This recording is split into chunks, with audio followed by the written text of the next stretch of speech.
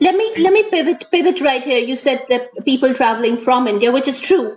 We've had cases coming in from not only India but all over the world with the B167 strain of COVID, bringing this infection back into our communities, and it is a big cause of concern for us here because we have suffered. We have literally stayed at home for and behaved ourselves for 15 months, and all of a sudden, even today, sorry, half of my friends are not ready to leave even today. no, we all have social anxiety. We don't want to go out because we're afraid of catching it. But having said that, I think this at this point in time, just pivoting over to Dr. Das, Shweta, uh, do you see a lot of these cases coming in, and do you think we here in the Bay Area are prepared for this? You're on mute, Shweta. So answering to your question, public health lab system has started doing the surveillance of the variants here. And they are doing a weekly surveillance where they're asking each hospital to submit 5 specimens a week.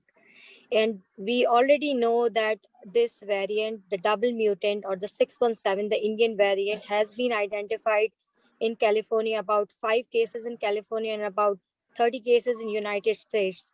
So we know the variant is already here, and this is just a sample of what we have here. And given the large Indian population in Bay Area, we are probably underestimating that number.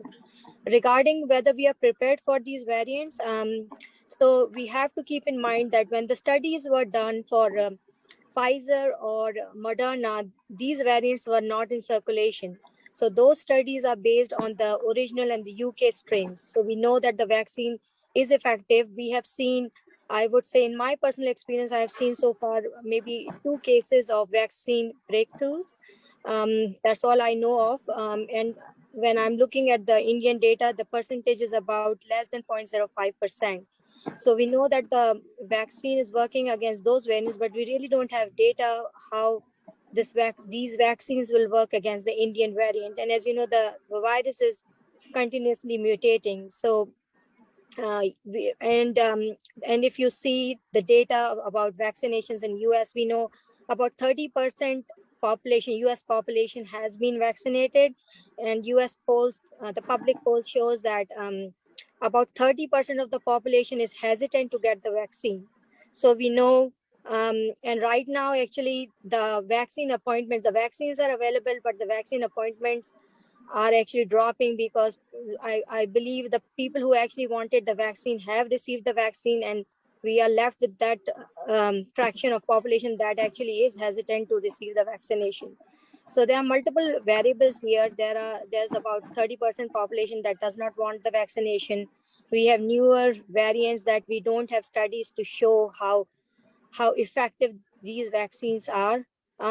We have done whatever we could, but we have to continue to do what we have been doing, like practicing what we have been practicing for the last whole year, like wearing masks, keeping the hand hygiene.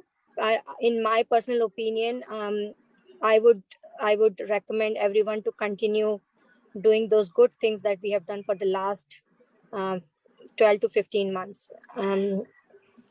Another pertinent question, Dr. Das, Shweta, is this going to affect us opening up? Because, we're going to open up very soon. There's a date at which our economy is going to open up, and which is pretty around the corner. Is the onset of this big tsunami of new mutations going to affect us opening up? That's a difficult question to answer at this point. I do see. I don't think the situation will be something comparable to India because in India only 2% of the population is vaccinated, and they have a population of 1.3 billion compared much larger population than what we have here.